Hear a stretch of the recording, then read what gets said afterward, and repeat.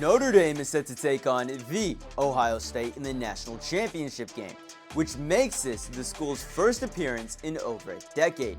And this is huge news for the Fighting Irish, because while the program may have a total of 13 national championships, they haven't won it all since 1988. It's been over 30 plus years since the Catholics have been crowned champions. And yet the one man who's been able to go out there and change things in Indiana has been the recently hired head coach, Marcus Freeman. And change seems to be going both ways, because shortly after becoming Notre Dame's new head coach, Marcus Freeman and his family converted to Catholicism. So do with that what you will. But anyway, it's only taken Marcus Freeman 3 years to give Notre Dame one of the best football teams in the country. And now he's on the verge of accomplishing what Brian Kelly could never, and that is win a national championship for Notre Dame. Now, do I think they can get the job done this go around?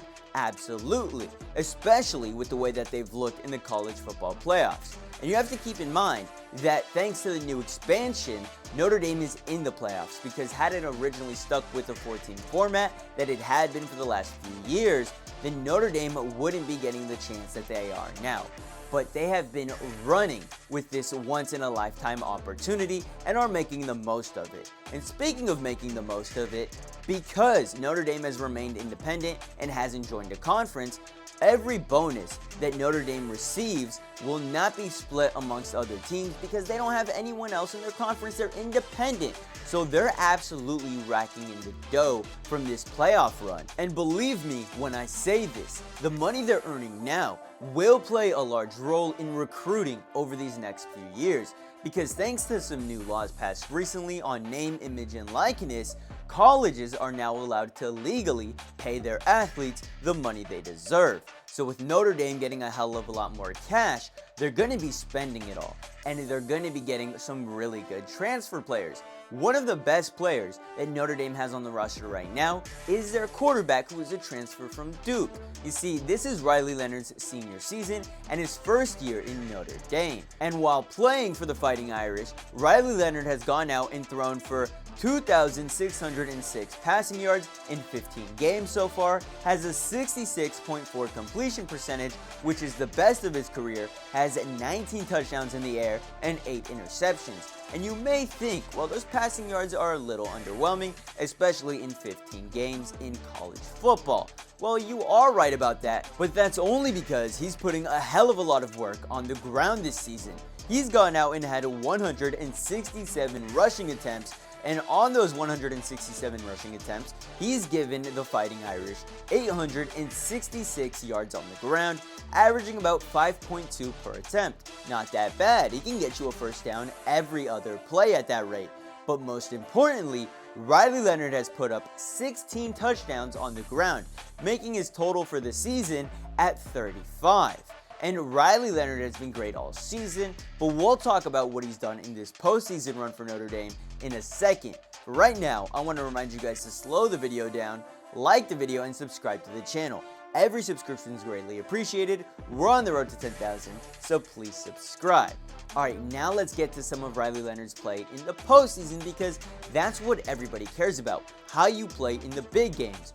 That is what NFL scouts will be looking at when evaluating Riley Leonard. I know this is a very weak QB class, so who knows, maybe Riley Leonard is selected in one of the later rounds based off of his national championship game performance. There's always opportunities for Riley Leonard to improve his draft stock because he just keeps playing more and more games. But let's get to the first game in the college football playoffs for Notre Dame, and that was against Indiana. Now, Indiana, did they deserve to be there? A bit arguable. But anyway, Notre Dame did take them on, and they got it started with a Jeremiah Love 98-yard run to the house. Riley Leonard didn't have to do much there, but in the second quarter, Riley Leonard would put in a bit of work because he would throw for his only passing touchdown of the game to Jaden Thomas at the beginning of the second quarter. And throughout the game, Riley Leonard would have 201 passing yards and 1 interception while throwing 23 passes out of his 32 for completions. Not a bad game from Riley Leonard. He would also end up getting an extra touchdown, this time on the ground, while having 30+ yards. So again, there you see Riley Leonard being a dual threat quarterback, and Notre Dame would go on to win the game 27-17. But I do think that if you're a true fan of Notre Dame, then you should be showing some love to the defense for this win, because for a majority of the game, all Indiana was able to produce was a 34-yard field goal. Not only that, but Notre Dame had 3 sacks and an interception. The main reason that they walked away with the win in this one was because the defense was damn near unbreakable for the first 3 quarters. And that brings us to the second game of the college football playoffs for Notre Dame. This time they would go up against Georgia and would be seen as the underdogs. As for Riley Leonard, well, he'll be the first to tell you he underperformed. He didn't do his part, and he understands that he was carried, because in the air, well, Riley Leonard only had 90 passing yards. Shout out to the defense again for carrying in this one. And Riley Leonard's only passing touchdown would come towards the end of the second quarter, when Notre Dame already had a 6-3 lead. You see, right before the half, Riley Leonard would go out and throw a 13-yard pass to Bo Collins to give the team a 13-3 lead. Another game in which the defense holds the opposing team to 3 points by halftime. And then coming out of halftime, well, it helps that Notre Dame had a kick return for 98 yards to give them a 20-3 lead. And after that, Georgia wasn't able to rally the troops. It didn't help that Georgia was playing with a backup quarterback, because Carson Beck injured his arm in the SEC championship game. So Gunnar Stockton was the quarterback for Georgia, and Gunnar Stockton just wasn't very good in this game against Notre Dame. How could you expect him to be? This was his first real start of the season, and it was coming in a college football playoff game. Anyway, Notre Dame ended up walking away with another 23-10 victory.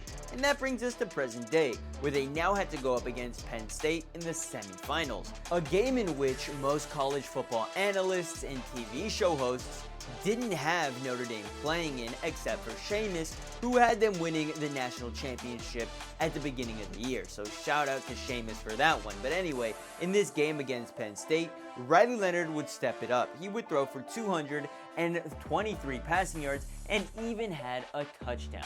Now, if you watch this game, you know that the first half was an absolute snooze fest. Penn State would be leading 10-3 by halftime, and you know, the defense may not have been as good early on, but they held things together for the most part, especially if you compare the defense's play to that of recent games. It wasn't great, but it didn't matter, because finally the offense came to play. In the third quarter, Riley Leonard would have a 3-yard rushing touchdown to tie the game, and things wouldn't slow down from there, because the fourth quarter was touchdown after touchdown, turnover after turnover. A real barn burner. And at the beginning of the fourth quarter, well, Jeremiah Love would have a rushing touchdown of his own. Another guy who's had a great season for Notre Dame. If you've been paying attention, Jeremiah Love is one hell of a player. And towards the end of the game, when Penn State had the lead and Notre Dame found themselves in a hole yet again, this is where Riley Leonard would take things into his own hands and get a 54-yard pass off to tie up the game.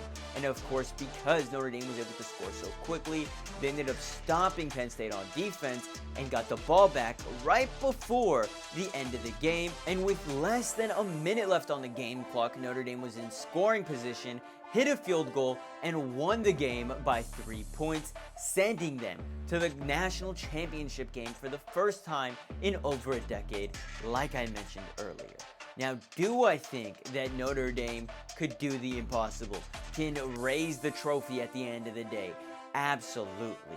And it's all because of who they have at quarterback, the defense that they have on this team, the running back that they have on this team, and Marcus Freeman himself. One hell of a coach, one hell of a motivator. This guy can produce quote after a quote for the team. If you listen to any of his speeches that have come out, they're amazing, okay? I think you should really tap into some Marcus Freeman, because he's pretty good at what he does. There's a reason Notre Dame finds themselves in the national championships after he only took over for, 3 years at this point? So I think that Marcus Freeman's played a big role. I think that Riley Leonard has done amazing in his first year over there. And I think the defense is phenomenal. But anyway, catch y'all later. Much love.